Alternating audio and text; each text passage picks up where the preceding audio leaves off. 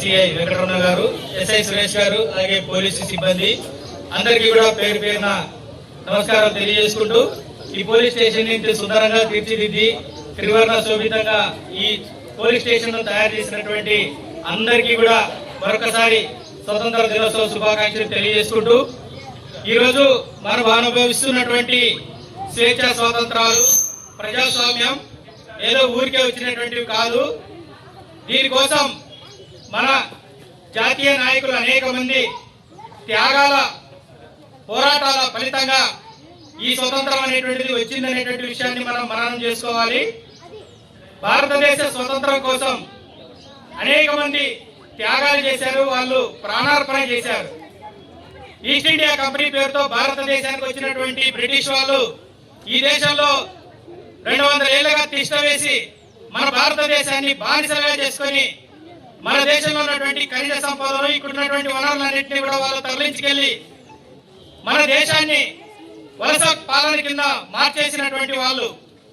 వాళ్ళకు వ్యతిరేకంగా ఈ దేశంలో ఉన్నటువంటి అన్ని వర్గాల ప్రజలు పెద్ద ఎత్తున పోరాడి మన భారతదేశాన్ని మనమే పరిపాలించుకోగలం, మన దేశాన్ని మనమే ఉన్నత స్థాయికి మేము తీసుకోగలిగినటువంటి సత్తా మాకుంది, మీరు వెళ్ళిపోండి అని చెప్పి పెద్ద ఎత్తున పోరాటాలు జరిగాయి. 200 ఏళ్ల పోరాటాల ఫలితంగా మనకు ఆగస్టు 15 మనకు స్వాతంత్రం వచ్చింది. ఈ స్వతంత్రాన్ని వచ్చిన తర్వాత మనం మన రాజ్యాంగాన్ని మనం రాసుకొని ఆ రాజ్యాంగాన్ని లేనప్పటికీ కూడా మన భారతదేశం చెక్కు చెదరకుండా మొక్కవారి దీక్షతో ముందుకు వెళ్తుందంటే ఈరోజు అంతా ఇన్ని కోట్ల మంది ప్రజల యొక్క ఐక్యతకు ముందుకు వెళ్తున్నామనంటే దానికి దిక్చూచి భారత రాజ్యాంగం, మన మహానుభావులు ఇచ్చినటువంటి ఆ రాజ్యాంగమే అందరికీ దిక్చూచి. అది పోలీస్ అధికారులకైనా, అడ్మినిస్ట్రేషన్ ఆఫీసర్లకైనా, ప్రజలకైనా, రాజకీయ నాయకులకైనా అందరికీ దిక్చూచి భారత రాజ్యాంగం. భారత రాజ్యాంగాన్ని అనుగుణంగా అందరూ నడుచుకోవాల్సిందే. అందుకని అటువంటి భారత రాజ్యాంగాన్ని సక్రమమైనటువంటి పద్ధతుల్లో వినియోగం చేసుకొని మనం హక్కులు పొంది బాధ్యతలు కూడా మనం అమలు చేసుకుంటూ ముందుకు సాగాలని చెప్పి మీ అందరికీ కోరుకుంటున్నాం. ఎవరైతే ఈ దేశం కోసం త్యాగాలు చేసినారో వాళ్ళని మనం మరవకూడదు. మహాత్మా గాంధీ గాని, నెహ్రూ గాని, సుభాష్ చంద్రబోస్ గాని, భగత్ సింగ్ గాని, రాజ్గురు సుఖదేవ్ లాంటి వాళ్ళు గాని, అల్లూరి సీతారామరాజు లాంటి వాళ్ళు గాని అనేక మంది వాళ్ళ త్యాగాలన్నింటినీ కూడా మనం మననం చేసుకోవాలి. వాళ్ళని ఆదర్శంగా తీసుకొని భవిష్యత్తులో ఎప్పుడైనా కానీ ఈ దేశ ఐక్యత కోసం మనం కూడా ప్రాణత్యాగం చేయడానికి సిద్ధంగా ఉన్నామని చెప్పి నిరూపించుకోవాల్సినటువంటి అవసరం కూడా ఉంది. మన రాయదుర్గంలో మనం చూసాం, మన కళ్ళెదురుగా మనం చూడలేకపోయిండొచ్చు, కానీ ఈ రాయదుర్గంలో కూడా స్వతంత్రం కోసం పోరాడినటువంటి అనేక మంది ఉన్నారు. నిప్పాణి రంగారావు మన జర్నలిస్ట్ గా ఉండి ఈ రాయదుర్గంలో స్వతంత్ర ఉద్యమం కోసం పోరాడినటువంటి వ్యక్తి. అలాగే కట్టా రామప్ప, సత్యభామాదేవి, ఓబులాచారి, దామోదర్ సింగ్ ఇలాంటి అనేక మంది మన రాయదుర్గంలో స్వతంత్ర ఉద్యమంలో పాల్గొని త్యాగాలు చేసినటువంటి వాళ్ళు ఘన చరిత్ర మన రాయదుర్గానికి ఉంది.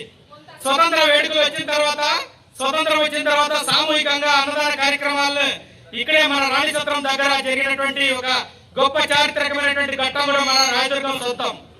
అందుకని భారతదేశ స్వతంత్ర పోరాటంలో రాయదుర్గం పాత్ర చిరస్థాయిగా నిలిచిపోయేటువంటి పాత్ర మనకు ఉంది.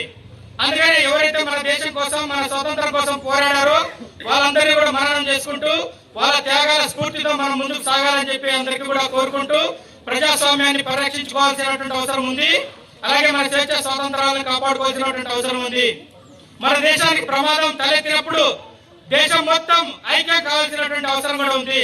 అది ఉగ్రవాదమైనా లేదా తీవ్రవాదమైనా ఇంకో ఎటువంటి మన దేశానికి నష్టం చేకూర్చేటువంటి సందర్భం వచ్చినప్పటికీ కుల మతాలు పక్కన పెట్టి, అందరూ కూడా వర్గ విభేదాలు పక్కన పెట్టి, ప్రాంత విభేదాలు పక్కన పెట్టి దేశం మొత్తం ఐక్యంగా ఉంటాం, మేమొక్కటే, భారతీయులు అందరం మేమొక్కటే అని చెప్పి నినదించేటువంటి పరిస్థితి మనకు రాబోయే కాలంలో రావాలని చెప్పేసి అందరికీ కోరుకుంటూ అవినీతి లేనటువంటి సమాజం, నిరుద్యోగం లేనటువంటి సమాజం, పేదరికం లేనటువంటి సమాజం మనం కళను సాకారం చేసుకోవాల్సినటువంటి అవసరం ఉంది. అందుకోసం ప్రతి ఒక్కరూ బాధ్యతగా మలుచుకోవాలని, బాధ్యతగా నడుచుకోవాలని చెప్పి అందరికీ కూడా కోరుకుంటూ ఈ స్వతంత్ర దినోత్సవ శుభాకాంక్షలు తెలియజేసుకుంటూ ఈ అవకాశం ఇచ్చిన సీఏ గారికి పేరు పేరున ధన్యవాదాలు.